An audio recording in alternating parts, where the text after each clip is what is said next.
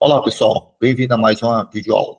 Pessoal, hoje nós vamos falar sobre esse operador ternário aqui, ó, que é representado por um ponto de interrogação e dois pontos.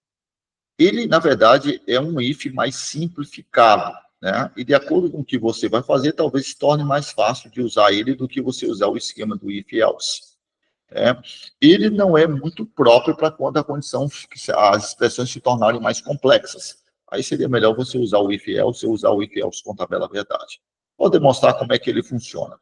Eu preparei aqui um exemplo, né, bem simples, onde eu peguei um número qualquer x, coloquei o x igual a 4, mas poderia ser qualquer número, onde eu estou perguntando se o resto da divisão de x for igual a zero, você atribui o y, o valor zero. Caso contrário, eu quero que o y receba, né? Ou seja, se o resto da divisão for zero, eu quero que o y receba zero. Caso contrário, eu quero que ele receba o quociente da divisão. Então, no caso, neste cenário, eu quero que você receba ou o resto da divisão, se for zero, ou o quociente da divisão, se for um valor diferente de zero. Né? Então, isso aqui me retorna, me dá o quociente da divisão. Eu poderia até colocar aqui de volta x porcentagem 2, me dá o resto da divisão nesse caso, ou nesse caso o y vai receber o quociente da divisão. Bom, eu poderia fazer isso aqui utilizando o operador ternário. De que forma? Da seguinte forma, y recebe, né?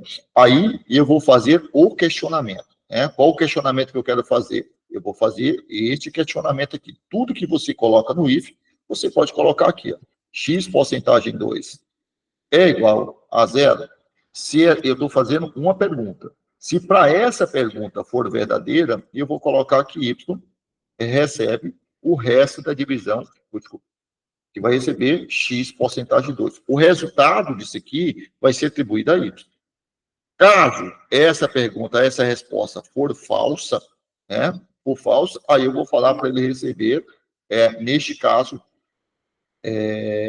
o, o quociente da divisão. Isso aqui.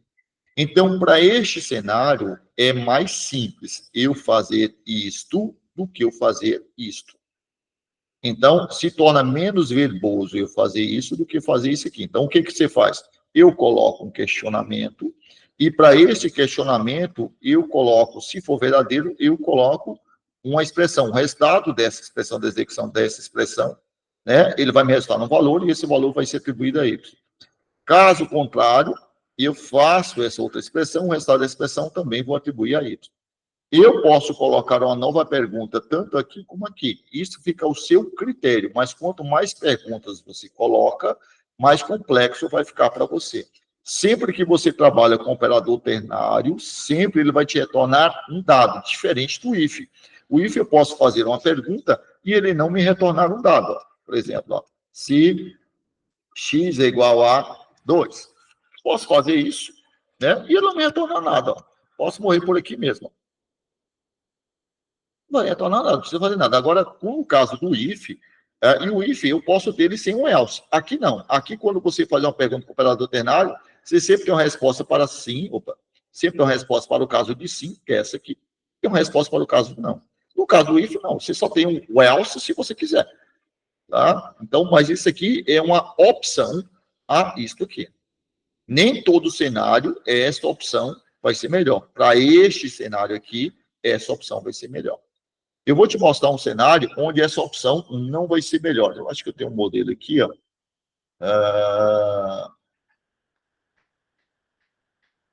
Eu quero, deixa eu ver como é que eu fiz o meu modelo aqui.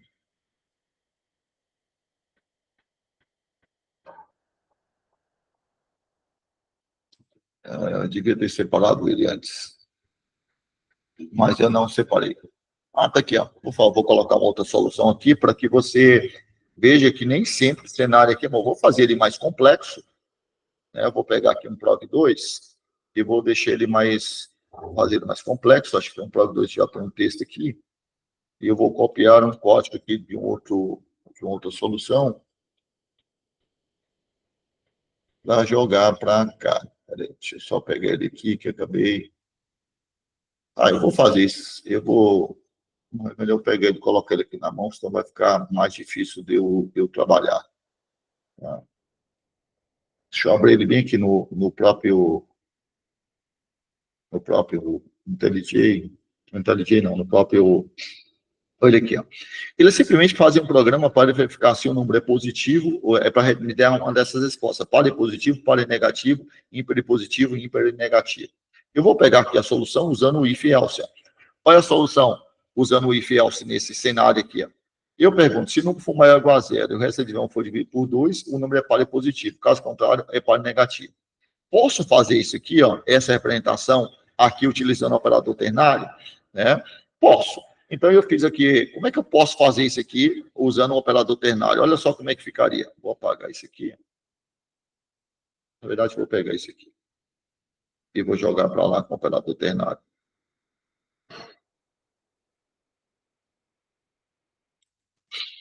Vou jogar para cá. Então, eu quero saber se o número é positivo e negativo, utilizando o operador ternário. É par e positivo, par e negativo. Inclusive, eu fiz esse exemplo no operador ternário anterior. Tá? Então, vou criar aqui uma variável num e eu vou falar que é 12. Eu vou escrever, eu vou comentar ele aqui do lado e vou escrever ele aqui novamente, explicando passo a passo para que você entenda. Tá? Então, quero saber se o número é positivo, negativo, para o ímpar. Quero uma dessas mensagens para esse número 2. Então, o que eu vou fazer? Como eu quero que essa mensagem seja impressa na tela, eu vou colocar aqui, ó, solt, vou abrir aqui, vou colocar a expressão, vou colocar aqui. Ou seja, eu abri aqui que eu vou escrever linha por linha. Então, o que eu vou fazer dentro desse processo?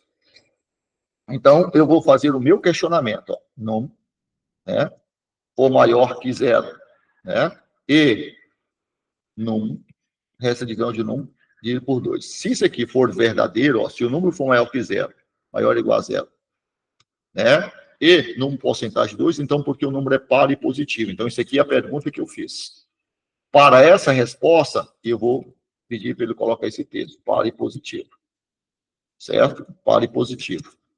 Dentro desse cenário. Então, ou seja, se para essa pergunta, for verdadeiro e verdadeiro, veja que eu estou usando tabela verdade aqui dentro do operador ternário. Posso fazer isso? Posso. Caso isso aqui seja falso, caso isso aqui seja falso, aí eu vou fazer uma nova pergunta. Neste caso aqui. Então, eu vou perguntar, tá, número é maior ou igual a zero e resto da divisão. Aqui está a porcentagem 2, ficou faltando aqui. É igual a zero. E número, porcentagem 2, for diferente de zero, se essa condição for verdadeira, então eu quero que ele retorne para ser impresso a expressão par e... ímpar e positivo, né? Ficaria ímpar e positivo. Tá. Ímpar e positivo. Então, para essa pergunta aqui, eu tenho a opção para o caso ser verdadeiro e tenho a opção para o caso ser falso, que é essa aqui. Então, no caso ser falso, eu faço outra pergunta. Para essa nova pergunta que eu fizer, aqui entraria um ponto de interrogação. Para essa nova pergunta que eu fizer, caso seja verdadeiro, ele imprime isso aqui. Caso seja falso, eu vou fazer uma nova pergunta. Qual a nova pergunta que eu vou fazer? Número menor que zero e número, porcentagem 2, é igual a zero? Se para essa pergunta a resposta for sim, então é para ele imprimir o quê? A palavra o quê? Negativo, par e negativo. Caso contrário, eu quero que ele imprima o quê? Eu quero que ele imprima essa mensagem, que é a última que está faltando, que é ímpar, ímpar, ímpar e negativo.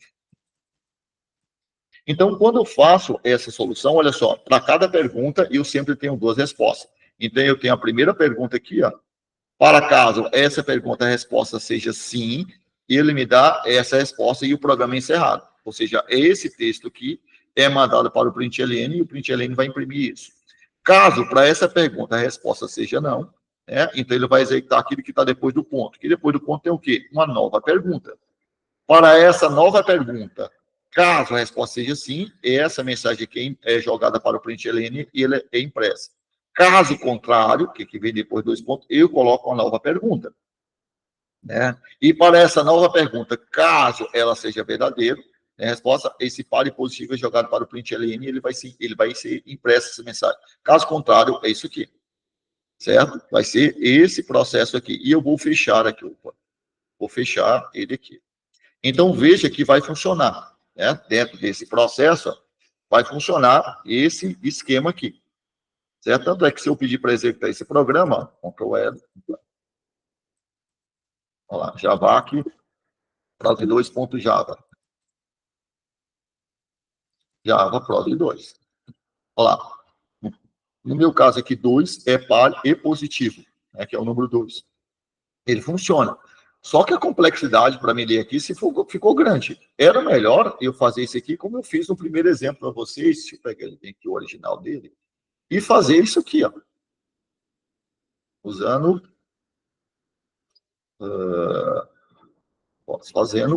isso aqui, a tabela verdade. Fazer essa solução aqui, ó, que é mais fácil de eu ler. Vou pegar ela aqui, ó, e vou jogar para cá. Seria mais fácil eu pegar, em vez de fazer dessa forma, eu fazer dessa forma aqui, ó.